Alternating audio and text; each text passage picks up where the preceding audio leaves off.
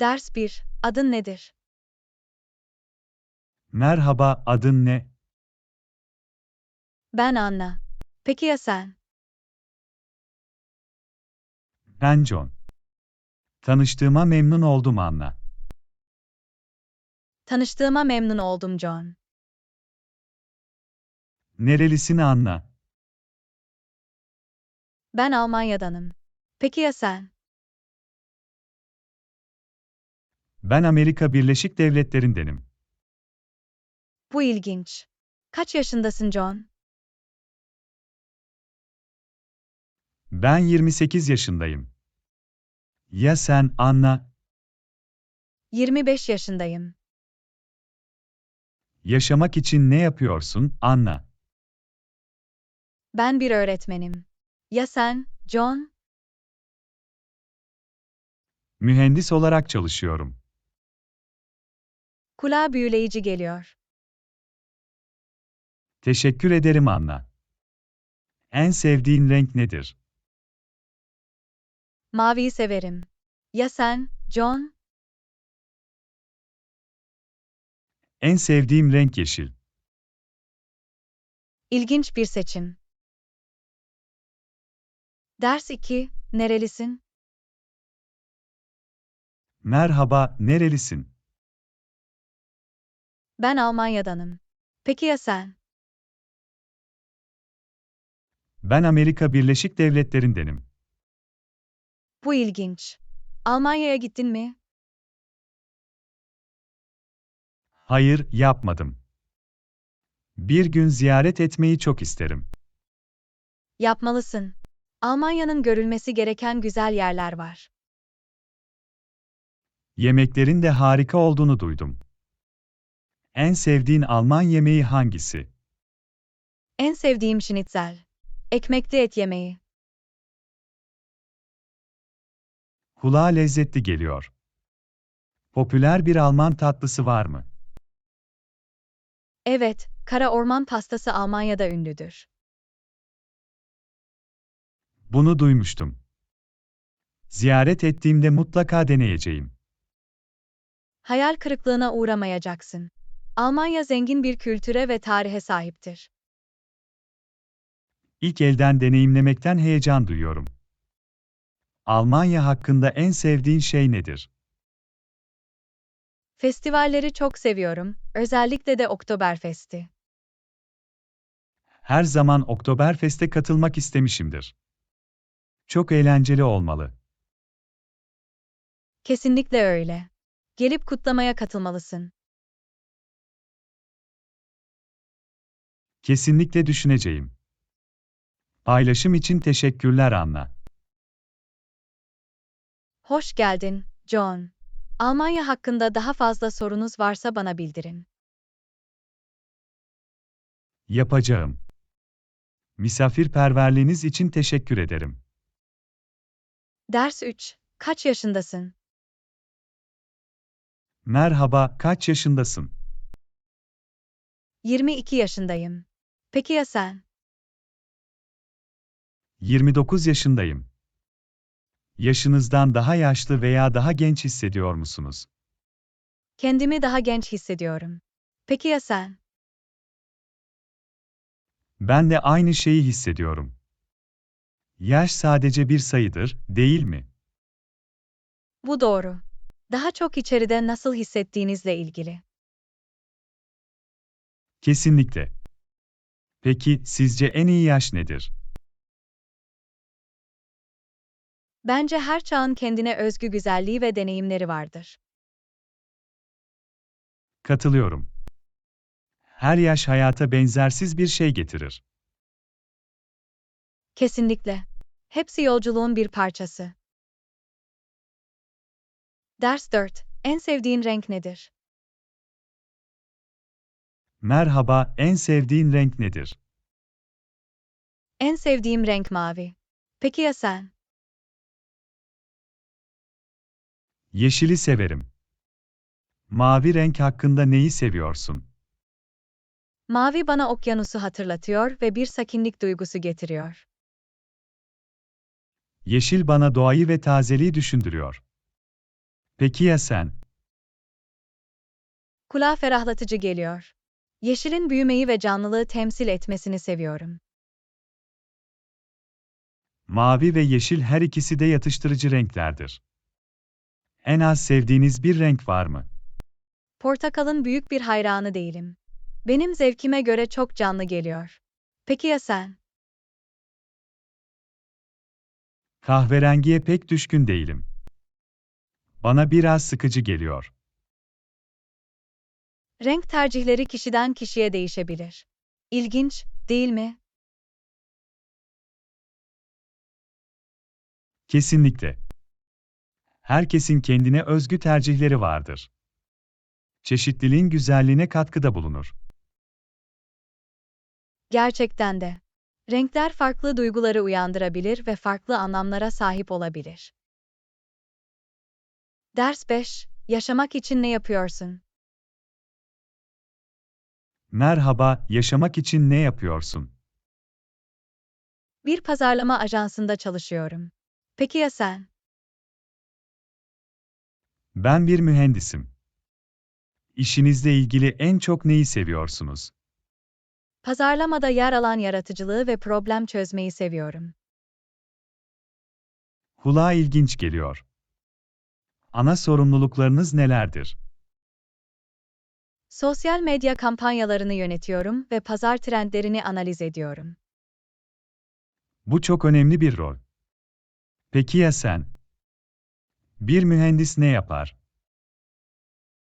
Mühendisler, yapılar veya makineler gibi şeyler tasarlar ve inşa eder. Fikirleri mühendislik yoluyla hayata geçirmeyi ödüllendirici buluyorum. Ders 6. Bir pazarlama ajansında çalışıyorum. Merhaba, seni tekrar gördüğüme sevindim. İş nasıl gidiyor? İyi gidiyor. Bir pazarlama ajansında çalışıyorum. Kulağa heyecan verici geliyor. Ne tür bir pazarlamada uzmanlaşıyorsunuz? Dijital pazarlama ve sosyal medya kampanyalarına odaklanıyoruz. Bu günümüzün dijital çağında önemli bir alan. Ajanstaki rolünüz nedir? Ben bir içerik oluşturucusuyum. Müşteriler için ilgi çekici içerik yazıyor ve tasarlıyorum.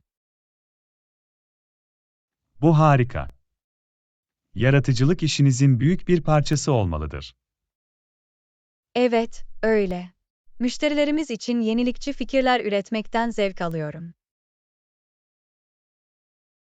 Hayal edebiliyorum. Pazarlama tamamen dikkat çekmek ve öne çıkmakla ilgilidir. Kesinlikle. Sürekli adaptasyon gerektiren dinamik bir alandır. Bir pazarlama ajansında çalışmakla ilgili en zor olanı buluyorsunuz. Sürekli değişen trendlere ve algoritmalara ayak uydurmak zor olabilir. Bunun sürekli öğrenmeyi ve güncel kalmayı nasıl gerektireceğini görebiliyorum. Kesinlikle. Dijital dünyada bir adım önde olmak önemlidir. Rolünüzdeki başarıyı nasıl ölçersiniz? Etkileşim ve dönüşümler gibi temel performans göstergelerini, KP'ler, izliyoruz. Kampanyaların etkinliğini ölçmek için ölçülebilir sonuçlara sahip olmak çok önemlidir. Kesinlikle. Stratejileri optimize etmemize ve müşteriler için daha iyi sonuçlar vermemize yardımcı olur. Bu hızlı tempolu ve ödüllendirici bir alan gibi geliyor. Evet, yoğun olabilir ama işimizin etkisini görmek tatmin edici buluyorum. Bu harika. Pazarlama ajansındaki işinizden zevk almanıza sevindim. Ders 7. Kariyer hedefleriniz nelerdir? Merhaba, kariyer hedefleriniz neler? Amacım bir pazarlama müdürü olmak. Bu harika. Bunu nasıl başarmayı planlıyorsunuz? Daha fazla deneyim kazanmayı ve liderlik rollerini üstlenmeyi hedefliyorum. Becerilerinizi ve uzmanlığınızı geliştirmek önemli olacaktır. Evet, sürekli öğrenme ve mesleki gelişim çok önemlidir. Uzmanlaşmak istediğiniz belirli alanlarınız var mı? Dijital pazarlama ve veri analitiğine odaklanmak istiyorum. O akıllıca bir seçim. Bu beceriler yüksek talep görüyor. Teşekkür ederim. Ya sen, John? Kariyer hedefleriniz nelerdir? Alanımda proje yöneticisi olmayı hedefliyorum. Bu önemli bir rol. Bu pozisyona nasıl ulaşmayı planlıyorsunuz? Liderlik ve iletişim becerilerimi geliştirmek için çalışıyorum. Bu, ekipleri ve projeleri etkili bir şekilde yönetmek için gereklidir. Evet, güçlü kişiler arası becerilerin herhangi bir liderlik rolünde hayati olduğuna inanıyorum. Kesinlikle. Kariyer hedeflerine ulaşmada bol şanslar John. Teşekkür ederim Anna. Senin için de aynı. Yol boyunca birbirimizi destekleyelim. Ders 8. Boş zamanlarında ne yapmayı seversin? Merhaba, boş zamanlarında ne yapmaktan hoşlanırsın? Kitap okumaktan ve yürüyüşe çıkmaktan zevk alıyorum. Peki ya sen? Basketbol oynamayı ve müzik dinlemeyi seviyorum. Kulağa eğlenceli geliyor. Arkadaşlarınızla basketbol oynar mısınız? Evet, sık sık yerel mahkemede bir grup arkadaşla oynuyorum. Bu aktif kalmak ve sosyalleşmek için harika bir yol olmalı. Kesinlikle. Gevşemenin eğlenceli ve rekabetçi bir yolu. Ve ne tür kitaplar okumaktan hoşlanıyorsun? Fantezi romanları ve bilim kurgu hayranıyım. Bu türler çok fazla hayal gücü ve kaçış sunuyor. Evet, beni farklı dünyalara götürüyorlar ve yaratıcılığımı ateşliyorlar. Bu harika. Okumak rahatlamak ve öğrenmek için harika bir yoldur. Kesinlikle öyle. Yürümek hakkında en keyifli bulduğunuz şey nedir? Açık havada olmayı ve yürüyerek yeni yerler keşfetmeyi seviyorum. Yürümek, doğanın güzelliğini takdir etmenizi sağlar, değil mi? Evet, benim için huzurlu ve ferahlatıcı bir deneyim. Bu harika. Hepimizin hayatımızda huzur anlarına ihtiyacı var. Kesinlikle. Zihni temizlemeye ve dengeyi bulmaya yardımcı olur. Daha fazla aynı fikirde olamazdım. Öz bakıma öncelik vermek önemlidir. Gerçekten de. Sevdiğimiz aktiviteleri bulmak, tatmin edici bir yaşamın anahtarıdır. İyi dedin Anna. Hobilerimize zaman ayırmaya devam edelim. Kesinlikle, John. Bize neşe getiren şeyi yaptığımızda hayat daha iyidir. Ders 9. Sporla ilgileniyor musunuz? Merhaba, sporla ilgileniyor musun? Pek değil, daha çok sanat ve müzikle ilgileniyorum. Peki ya sen? Evet, sporu severim. Oynuyor ve onları izliyor. Hangi sporları oynamaktan hoşlanıyorsun? En çok basketbol ve futbol oynamaktan zevk alıyorum. Bu harika. Onları arkadaşlarınızla mı yoksa bir takımda mı oynuyorsunuz? Arkadaşlarımla basketbol oynuyorum ve yerel bir takımda futbol oynuyorum. Spor, formda kalmak ve eğlenmek için harika bir yol olabilir. Kesinlikle. Aynı zamanda başkalarıyla bağ kurmanın iyi bir yoludur. Takım sporlarının nasıl güçlü bağlantılar kurabileceğini görebiliyorum. Evet, ekip çalışması ve dostluk sporda önemlidir. Hangi sporları izlemekten hoşlanıyorsun? Basketbol, futbol ve Amerikan futbolu izlemekten zevk alıyorum. Spor izlemek heyecan verici olabilir, özellikle şampiyonalar sırasında. Evet, atmosfer ve beklenti inanılmaz. Sporcuların tutkusunu ve becerisini takdir edebilirim. Spor, disiplin ve azim gibi değerli yaşam dersleri de verebilir. Bu doğru. Sporun insanları bir araya getirmenin bir yolu vardır. Kesinlikle. Kendilerine ait evrensel bir dilleri var. Sporla ilgilenmesem de çekiciliğini anlayabiliyorum. Bu gayet iyi. Hepimizin farklı ilgi alanları ve tutkuları var. Gerçekten de. Bizi benzersiz ve çeşitli kılan şey budur. Kesinlikle. Peki, en sevdiğiniz sanat veya müzik türü nedir? Resim yapmaktan ve klasik müzik dinlemekten zevk alıyorum. Kulağa harika geliyor. Sanat ve müziğin kendi güzelliği ve ifadesi vardır. Kesinlikle yapıyorlar. Kendimi onlara sokmak bir zevk. Farklı şeyleri takdir edebilmemiz ve birbirimizden öğrenebilmemiz harika. Kesinlikle. Farklılıklarımız konuşmalarımızı ilginç ve zenginleştirici kılar. Daha fazla aynı fikirde olamazdım Anna. Birlikte paylaşmaya ve öğrenmeye devam edelim. Ders 10. En sevdiğiniz hobi nedir? Merhaba, en sevdiğin hobin nedir? En sevdiğim hobim resim yapmak. Peki ya sen? Gitar çalmaktan zevk alıyorum. Resim hakkında neyi seviyorsun? Kendimi renklerle ifade etmeyi ve benzersiz bir şeyler yaratmayı seviyorum. Bu çok güzel. Boyama, yaratıcılığınızı ortaya çıkarmanızı sağlar. Evet, bu benim için bir rahatlama ve kendini ifade etme biçimi. Bu harika. Favori bir konunuz veya tarzınız var mı? Manzara boyamaktan ve canlı renkler kullanmaktan zevk alıyorum.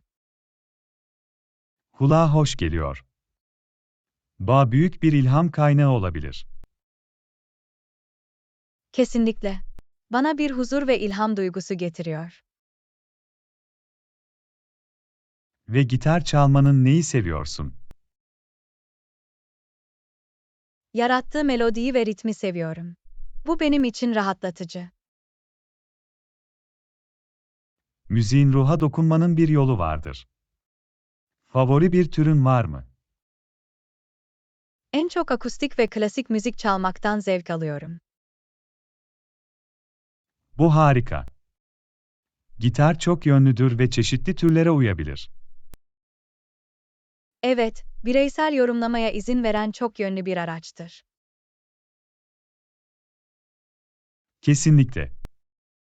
Hobilerin bize neşe ve tatmin getirmesi şaşırtıcı. Katılıyorum. Bir kaçış ve başarı hissi sağlarlar. Bizi mutlu eden aktiviteler için zaman ayırmak önemlidir. Evet, hobiler yeniden şarj olmamıza ve hayatımızda dengeyi bulmamıza yardımcı olur. Ayrıca tutkularımızı keşfetmemize ve yeni yetenekler keşfetmemize izin veriyorlar. Bu doğru.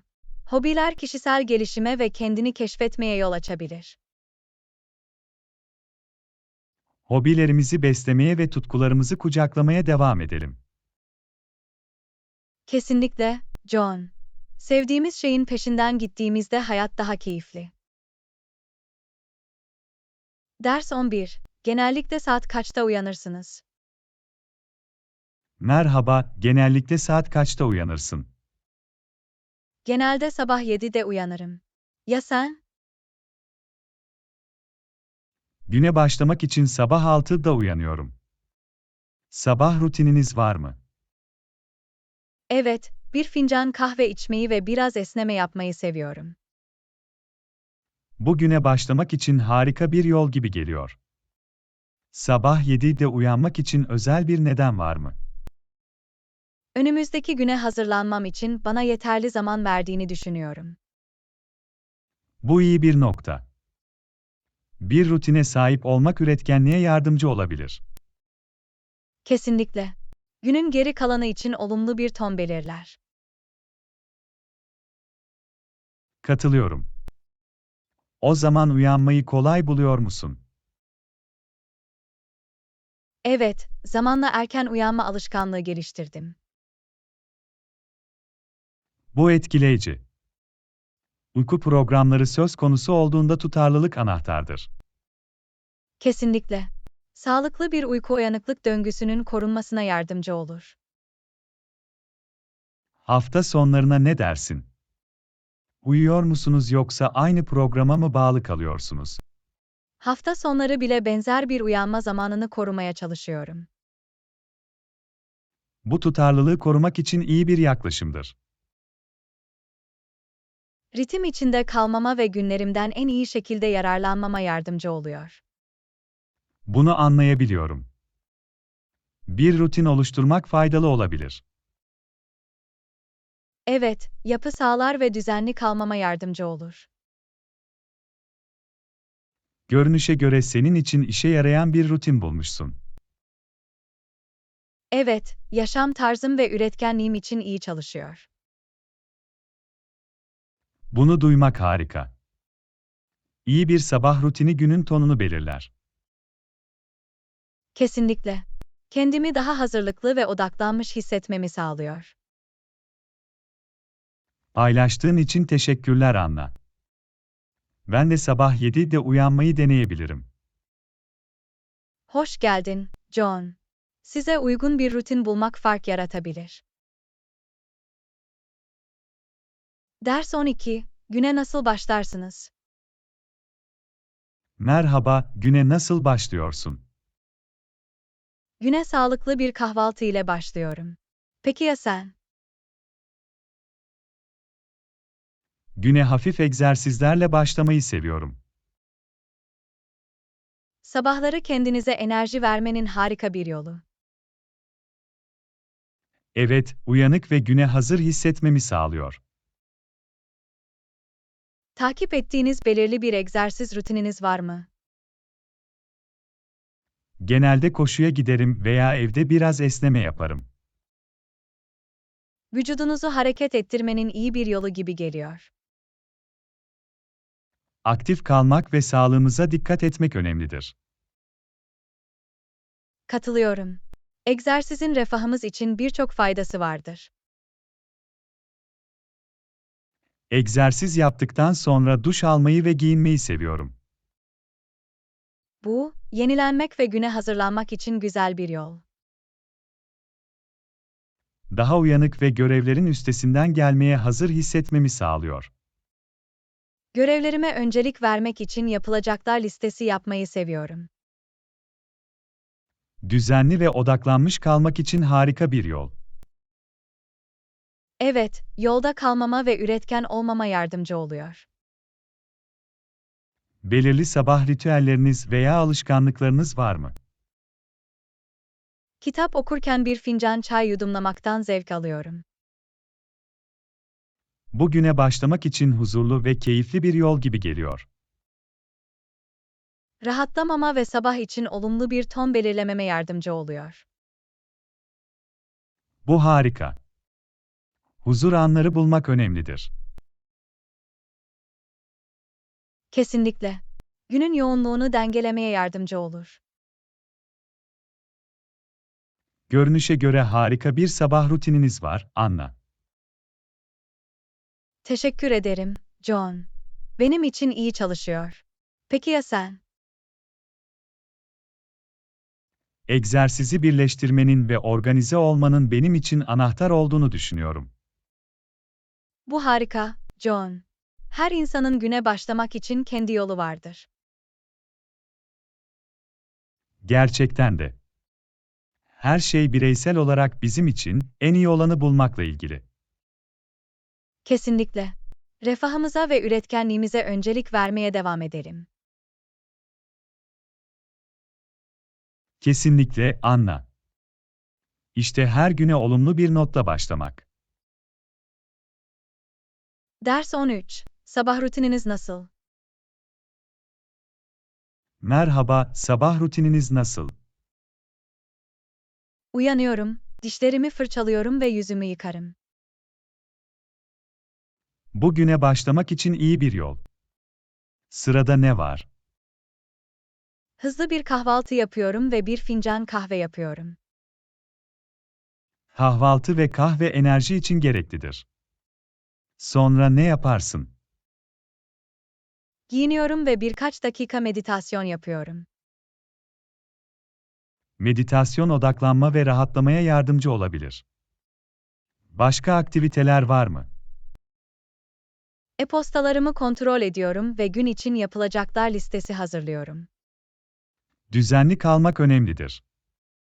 Egzersize ne dersiniz?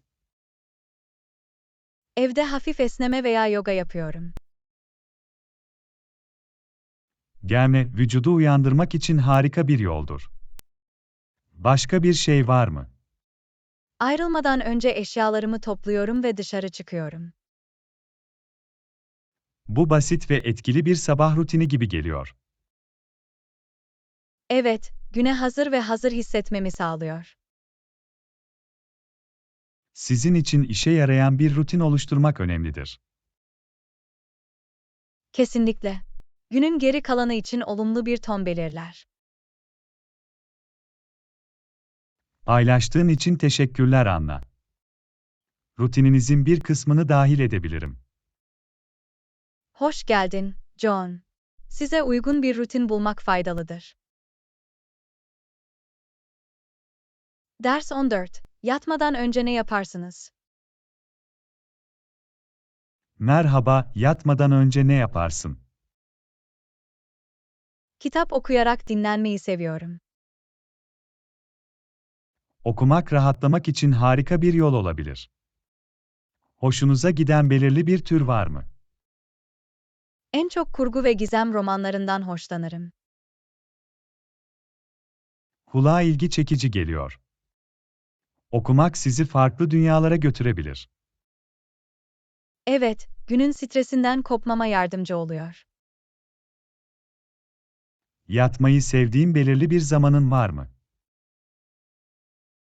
Saat 10 civarında yatmaya çalışıyorum ya sen? İyi bir gece uykusu için akşam 11'e kadar uyumayı hedefliyorum. Bu iyi bir hedef. Yeterli uyku genel refah için önemlidir. Kesinlikle. Şarj olmamıza ve daha üretken olmamıza yardımcı olur. Yatmadan önce ışıkları kısmayı ve sakin bir atmosfer yaratmayı da seviyorum. Bu iyi bir uygulama. Yatıştırıcı bir ortam yaratmak uykuyu teşvik edebilir. Evet, vücuduma rahatlama ve gevşeme zamanının geldiğini bildirmeye yardımcı oluyor. Yatmadan önce başka ritüelleriniz veya alışkanlıklarınız var mı? Birkaç dakika esneme veya nazik yoga yapıyorum. Germe gerginliğini azaltmaya ve vücudu dinlenmeye hazırlamaya yardımcı olabilir. Kesinlikle. Kaslarımı gevşetmemi ve zihnimi sakinleştirmemi sağlıyor. Bu harika. Sizin için işe yarayan ritüelleri bulmak önemlidir. Gerçekten de. Vücudumuza uyku zamanının geldiğini bildirmeye yardımcı olabilirler. Görünüşe göre yatma vakti rutininiz sakinleşiyor, Anna. Teşekkür ederim, John. Dinlendirici bir gece uykusu almama yardımcı oluyor. Peki ya sen? Ekranlarla bağlantıyı kesmeyi ve sakinleştirici müzik dinlemeyi seviyorum. Bu uykuya hazırlanmanın huzurlu bir yolu gibi geliyor. Rahatlamama ve günün aktivitelerinden gevşememe yardımcı oluyor. Bu harika, John. Daha iyi bir yarın için uykumuza öncelik vermeye devam edelim. Kesinlikle, Anna. İşte dinlendirici geceler ve tazelenmiş sabahlar. Ders 15. En sevdiğiniz mutfak türü nedir? Merhaba, en sevdiğin mutfak türü nedir? İtalyan mutfağını seviyorum. Peki ya sen? Meksika yemeklerinden hoşlanırım. İtalyan mutfağı hakkında neyi seviyorsunuz? Zengin lezzetleri ve çeşitli makarna yemeklerini seviyorum. Meksika mutfağının cesur tatları ve baharatları vardır. En sevdiğin İtalyan yemeği nedir? Klasik bir spagetti bolognese'ye asla direnemem. Bu lezzetli bir seçim. Meksika mutfağında tacoların tadını çıkarıyorum. İtalyan yemeklerini sevmenizin özel bir nedeni var mı? Taze malzemelerin sadeliğini ve kullanımını takdir ediyorum. Meksika mutfağı ayrıca taze malzemeleri ve canlı renkleri vurgular. Evde İtalyan yemekleri pişiriyor musunuz? Evet, ev yapımı pizza ve makarna yemekleri yapmaktan zevk alıyorum. Kulağa hoş geliyor. Ev yapımı guacamole ve enchiladas yapmayı seviyorum. En sevdiğim Meksika yemeği nedir? Tüm soslarla birlikte iyi bir tabak tavuk fajitalarını seviyorum. Bu lezzetli bir seçim. Meksika mutfağı çok çeşitli seçenekler sunar. Başka mutfakları denediniz mi? Japon mutfağından, özellikle de sushi yemeklerinden de keyif aldım. Sushi popüler bir seçimdir. Farklı lezzetleri keşfetmek harika. Denemek istediğiniz bir mutfak var mı? Bir gün otantik Hint mutfağını denemeyi çok isterim. Hint mutfağı çeşitli aromatik baharatlar ve tatlar sunar. En sevdiğin İtalyan tatlısı hangisi? Tiramisu kesinlikle en sevdiğim İtalyan tatlısı. Klasik bir seçim. Meksika mutfağında churros popüler bir ikramdır. İtalyan yemekleri için favori bir restoranınız var mı? Şehir merkezinde ziyaret etmeyi sevdiğim rahat bir İtalyan trattoriası var. Kulağa harika geliyor. Yerel bir Meksika tavuğerya gitmekten zevk alıyorum. Yeni mutfakları denemek her zaman heyecan vericidir, değil mi? Kesinlikle. Farklı kültürleri deneyimlemenin lezzetli bir yolu. Gerçekten de. Yiyeceklerin insanları bir araya getirmenin bir yolu vardır. Yeni lezzetleri keşfetmeye devam edelim.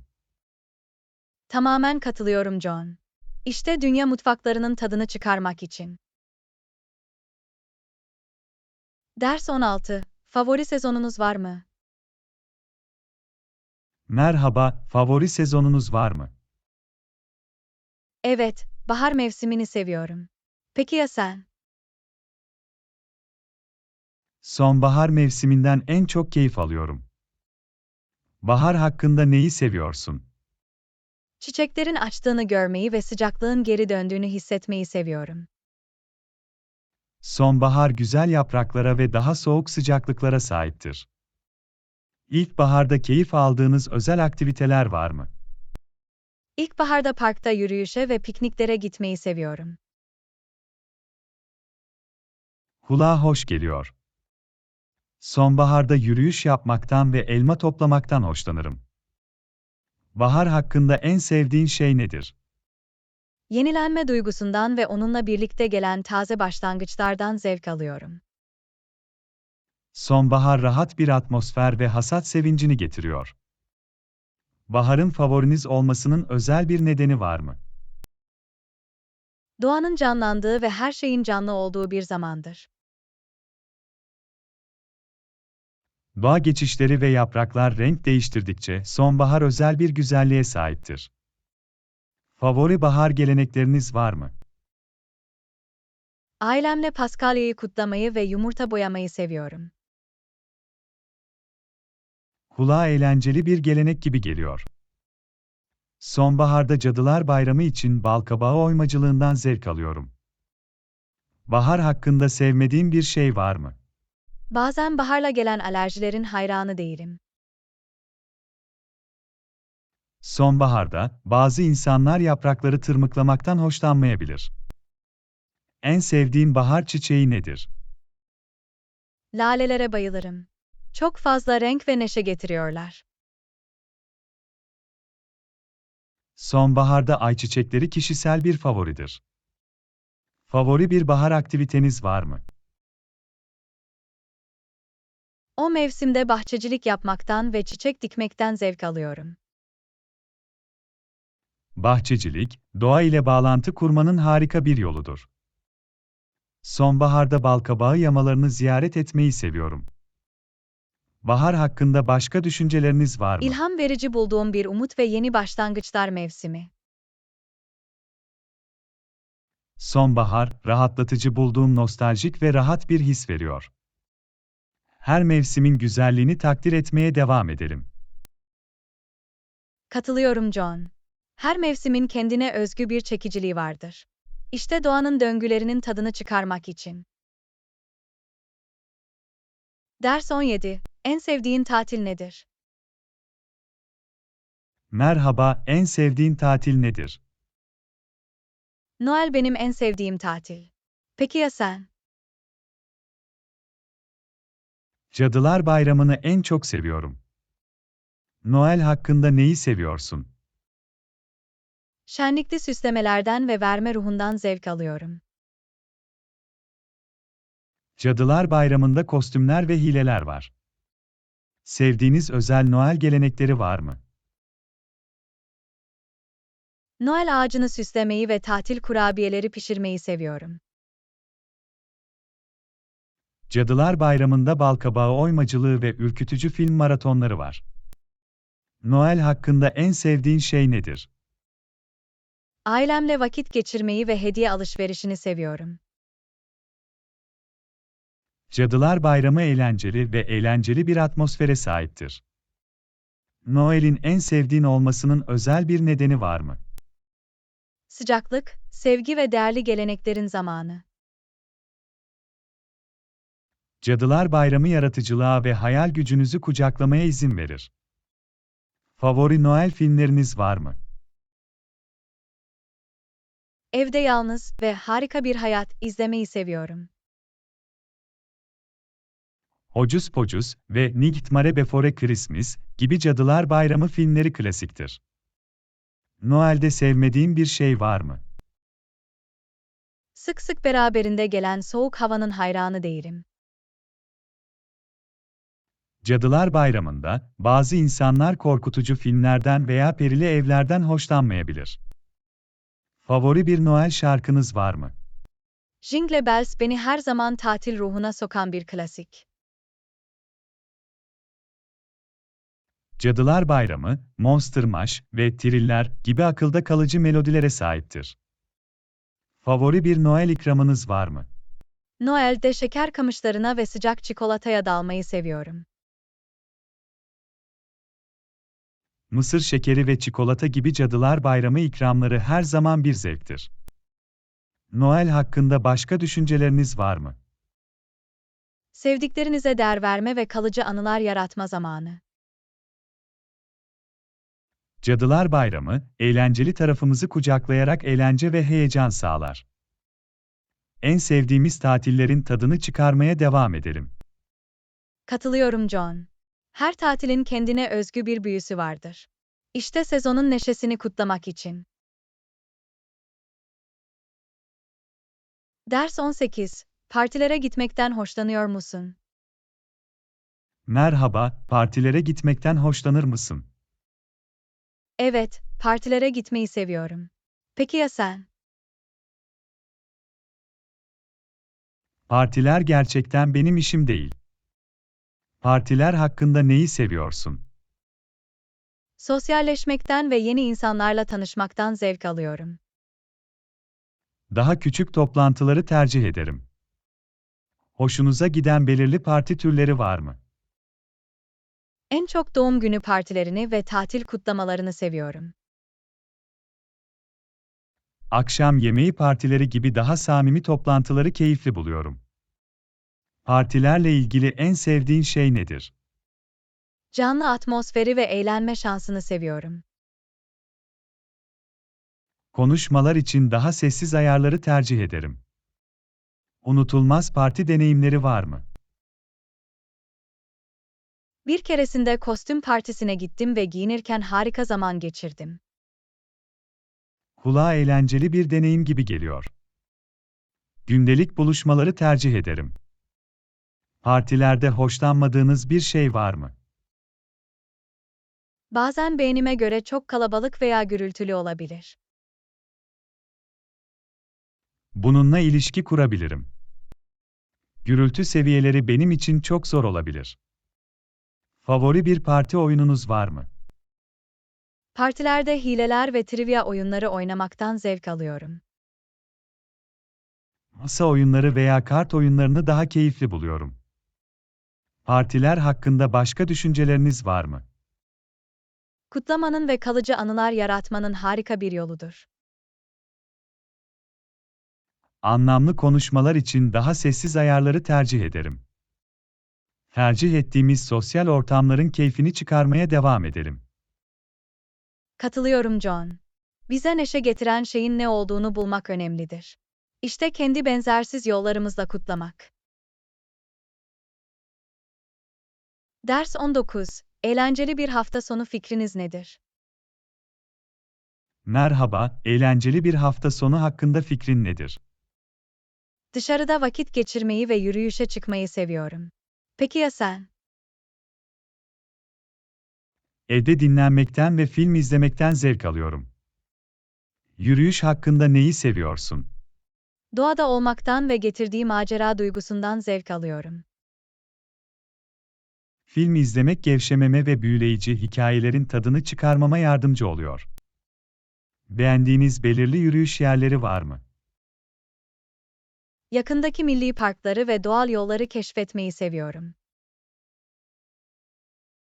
Bir kase patlamış mısırla rahat film gecelerini tercih ederim. Yürüyüşle ilgili en sevdiğin şey nedir? Temiz havayı ve yol boyunca güzel manzaraları seviyorum. Filmler gerçeklikten kaçmamı ve kendimi farklı dünyalara sokmama izin veriyor. Unutulmaz yürüyüş deneyimleri var mı? Bir keresinde bir dağın tepesine yürüdüm ve nefes kesici bir gün doğumuna tanık oldum. Kulağa inanılmaz bir deneyim gibi geliyor. Filmlerde gizli mücevherleri keşfetmekten zevk alıyorum. Yürüyüşle ilgili sevmediğiniz bir şey var mı? Bazen hava tahmin edilemez olabilir ve yürüyüş deneyimini etkileyebilir. Bunu anlayabiliyorum. Film geceleri teknik sorunlar nedeniyle bozulabilir. Favori bir film türünün var mı?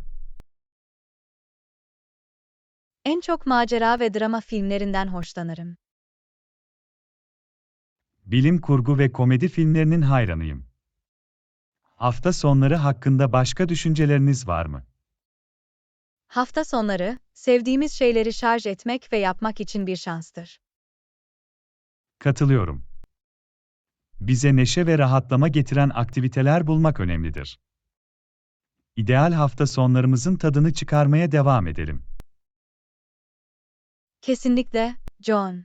İşte macera ve eğlence dolu hafta sonları.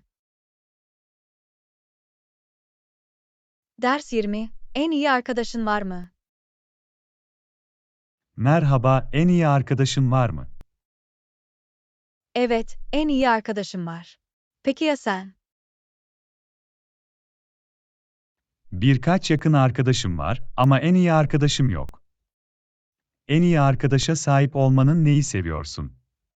Güvenebileceğim ve her şeyi paylaşabileceğim birine sahip olmaktan zevk alıyorum. Destek için yakın bir arkadaş çevresine sahip olmak güzel. En iyi arkadaşında takdir ettiğin özel nitelikler var mı? Sadakatlerini, anlayışlarını ve mizah anlayışlarını takdir ediyorum. Bunlar herhangi bir arkadaşlıkta önemli niteliklerdir. En iyi arkadaşınla yaşadığın özel bir anı var mı? Bir keresinde birlikte bir yolculuğa çıktık ve yeni yerler keşfederek çok eğlendik. Bu unutulmaz bir deneyim gibi geliyor. Yakın arkadaşlarımla geçirdiğim anlara değer veriyorum.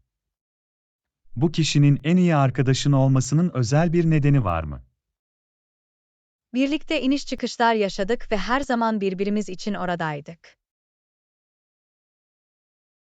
Bu sahip olunması gereken güçlü bir bağ. Arkadaşlarımın güvenine ve desteğine değer veriyorum. En iyi arkadaş bulma konusunda herhangi bir tavsiyen var mı?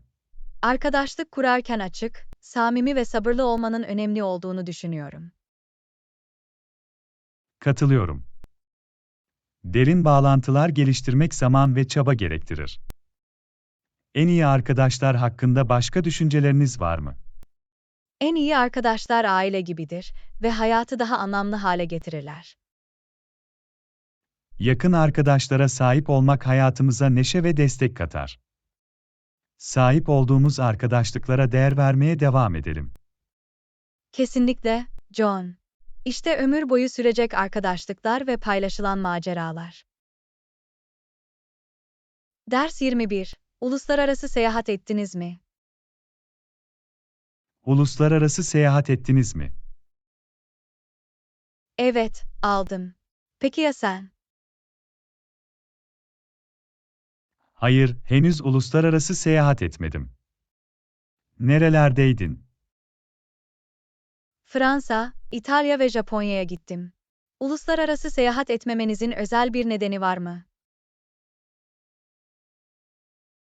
Bir gezi planlama fırsatım veya zamanım olmadı. Ziyaret ettiğiniz favori yerler var mı? İtalya'nın Roma kentindeki tarihi yerleri keşfetmeyi çok sevdim. Peki ya sen? Bir gün Japonya'yı ziyaret etmeyi umuyorum. Uluslararası seyahatlerinizden unutulmaz deneyimler var mı? Paris'te geleneksel Fransız mutfağını denerken harika zaman geçirdim. Kulağa inanılmaz geliyor. Farklı kültürleri deneyimlemek için sabırsızlanıyorum. Bucket listenizde herhangi bir seyahat noktası var mı? Yunanistan'ı ziyaret etmeyi ve güzel adaları keşfetmeyi çok isterim. Peki ya sen? Avustralya'yı ziyaret etmeyi ve Great Barrier Reef'i görmeyi çok isterim. Uluslararası bir gezi planlayan biri için herhangi bir seyahat ipucu var mı? Yerel gelenekleri araştırın ve yerel dilde birkaç temel cümle öğrenin. Bu harika bir tavsiye. Uluslararası seyahat hakkında başka düşünceleriniz var mı? Bakış açınızı genişletir ve farklı kültürleri takdir etmenizi sağlar. Katılıyorum. Dünyayı keşfetmeye ve seyahat yoluyla anılar oluşturmaya devam edelim. Kesinlikle, John. Heyecan verici maceralar ve yeni yerler keşfetmek için burada. Ders 22. Plaj tatillerini mi yoksa şehir gezilerini mi tercih edersiniz? Her zaman Paris'i ziyaret etmek istemişimdir. Plaj tatillerini mi yoksa şehir gezilerini mi tercih edersiniz? İkisinden de zevk alıyorum ama şehir gezilerine yöneliyorum. Peki ya sen? Ben daha çok plaj tatili insanıyım. Şehir gezileri hakkında neyi seviyorsun? Müzeleri keşfetmeyi, farklı mutfakları denemeyi ve hareketli şehir hayatını deneyimlemeyi seviyorum. Sahilde dinlenmekten, yüzmekten ve güneşi çekmekten zevk alıyorum. Ziyaret etmek isteyeceğiniz belirli bir şehir var mı? Her zaman Tokyo, Japonya'yı keşfetmek istemişimdir. Peki ya sen? Bora Bora'yı ve muhteşem plajlarını ziyaret etmeyi hayal ediyorum. Yaptığınız unutulmaz şehir gezileri var mı? Barcelona'yı ve eşsiz mimarisini keşfederek harika zaman geçirdim. Kulağa inanılmaz geliyor. Gittiğiniz favori plaj yerleri var mı? Maldivlerin beyaz kumlu plajlarını sevdim. Şehir gezilerinde karşılaştığınız herhangi bir zorluk var mı? Bilmediğiniz şehirlerde gezinmek ve kalabalık turistik yerlerle uğraşmak zor olabilir. Plaj tatillerinde karşılaştığınız herhangi bir zorluk var mı?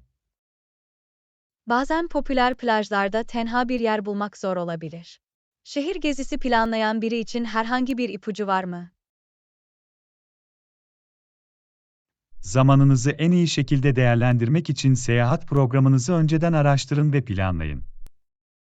Plaj tatili planlayan biri için herhangi bir ipucu var mı? Güneş kremi, mayo alın ve bir plaj havlusu unutmayın. Plaj tatilleri veya şehir gezileri hakkında başka düşünceleriniz var mı? Her ikisi de benzersiz deneyimler sunuyor ve rahatlama ve keşif arasında bir denge kurmak harika. Katılıyorum. Plaj tatillerinin ve şehir gezilerinin en iyi tadını çıkarmaya devam edelim. İşte unutulmaz maceralara. Ders 23. Seyahat güzergahlarınızı nasıl planlıyorsunuz? Seyahat güzergahlarınızı nasıl planlıyorsunuz? Çevrimiçi araştırma yapıyorum ve öneriler istiyorum. Peki ya sen? Genellikle seyahat web sitelerine ve rehber kitaplarına güvenirim. Çevrimiçi araştırma hakkında neyi seviyorsunuz? Diğer gezginlerden gelen çok sayıda bilgi ve incelemeye erişmemi sağlıyor. Rehber kitaplar, popüler cazibe merkezleri hakkında ayrıntılı bilgiler sağlar. Yararlı bulduğunuz belirli web siteleri var mı? Sık sık seyahat rezervasyon web sitelerini kullanıyorum ve öneriler için seyahat bloglarını okurum. Seyahat forumlarını içeriden ipuçları almak için yararlı buluyorum. Değer verdiğiniz özel öneriler var mı? İlk elden deneyime sahip arkadaşlarımdan veya yerlilerin tavsiyelerini tercih ederim. Peki ya sen? Yol boyunca tanıştığım diğer gezginlerin tavsiyelerine güveniyorum. Güzergahları planlarken karşılaştığınız herhangi bir zorluk var mı? Bu kadar çok seçenek ve sınırlı süre ile bunaltıcı olabilir. Herhangi bir zorlukla karşılaşıyor musunuz? Bazen sıra dışı cazibe merkezleri bulmak zordur. Seyahat planı planlayan biri için herhangi bir ipucu var mı? Ziyaret etmeniz gereken yerlere öncelik verin ve beklenmedik keşifleri karşılamak için esnek olun. Bu iyi bir tavsiye. Seyahat güzergahlarını planlama hakkında başka düşünceleriniz var mı? Araştırma yapmak ve planlamak heyecan verici, ancak kendiliğindenlik ve keşif için yer bırakın. Katılıyorum. Maceralarımızı planlamaya ve unutulmaz seyahat deneyimleri yaratmaya devam edelim. Kesinlikle, John. İşte iyi planlanmış güzergahlar ve unutulmaz yolculuklar. Ders 24. Belirli bir egzersiz rutini takip ediyor musunuz? Belirli bir egzersiz rutini takip ediyor musunuz? Evet, kardiyo ve kuvvet antrenmanı karışımı yapıyorum. Peki ya sen? Kardiyo egzersizlerine odaklanmayı tercih ederim. Egzersiz rutininiz hakkında neyi seviyorsunuz? Dayanıklılığımı artırmama ve güç kazanmama yardımcı oluyor. Peki ya sen? Kardiyo egzersizleri beni enerjik hissettiriyor ve kalp sağlığını geliştiriyor. Hoşunuza giden özel egzersizler var mı? Koşmaktan, bisiklete binmekten ve hıt egzersizlerinden zevk alıyorum. Peki ya sen? Uzun koşular yapmayı ve basketbol gibi spor yapmayı seviyorum. Egzersiz rutininizde karşılaştığınız herhangi bir zorluk var mı? Egzersizlere sığacak zaman bulmak, yoğun bir programla zor olabilir. Peki ya sen? Bazen düzenli egzersiz yapmak için motive kalmak zor olabilir. Egzersiz rutinine başlamak isteyen biri için herhangi bir ipucu var mı? Hoşunuza giden aktivitelerle başlayın ve gerçekçi hedefler belirleyin. Tutarlılık anahtardır. Peki ya sen? Belirli egzersiz sürelerini ayarlamayı ve hesap verebilirlik için bir egzersiz arkadaşı bulmayı yararlı buluyorum. Fitness ve egzersiz hakkında başka düşünceleriniz var mı? Vücudunuzu dinlemek ve genel refahı önceliklendirmek önemlidir. Aktif kalmaya ve kendimize bakmaya devam edelim. Katılıyorum. İşte sağlıklı ve aktif bir yaşam tarzı. Ders 25. Açık hava etkinliklerinin hayranı mısınız? Açık hava etkinliklerinin hayranı mısınız? Evet, yürüyüş yapmayı ve bisiklete binmeyi seviyorum.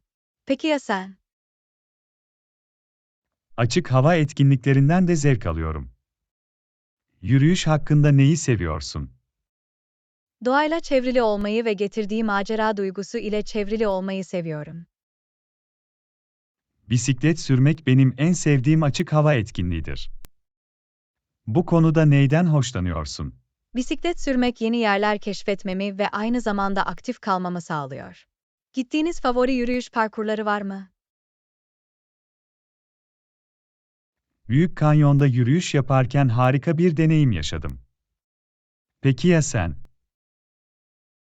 İsviçre Alplerinde yürüyüş yapmayı çok severdim. Denediğiniz unutulmaz bisiklet rotaları var mı? Kaliforniya'da sahil şeridi boyunca bisiklet sürmekten keyif aldım.